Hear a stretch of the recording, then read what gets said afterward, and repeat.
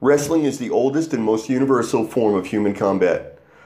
Some form of wrestling exists in almost every culture on the earth.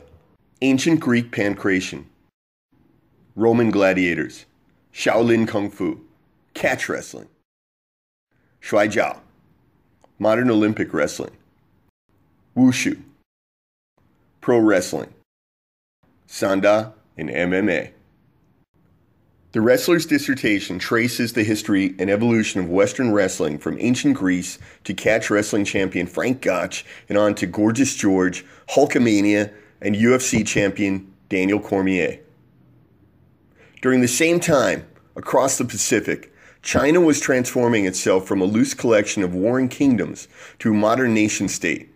Behind the Great Wall, Chinese Shuai jiao wrestling was growing out of countless regional and ethnic wrestling styles from Mongolia, Manchuria, and Korea. The Shaolin Temple was also incorporating Chinese wrestling techniques into Wushu forms, and eventually Sanda, Chinese kickboxing, although they developed separately from each other. In the last 20 years, Chinese wrestling has collided with Western wrestling in the Olympics, MMA, and now pro wrestling.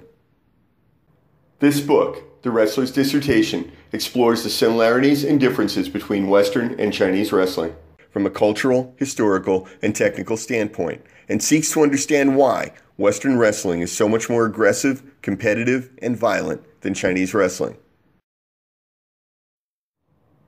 I'm Dr. Antonio Graceffo, author of The Wrestler's Dissertation, available at Amazon.com.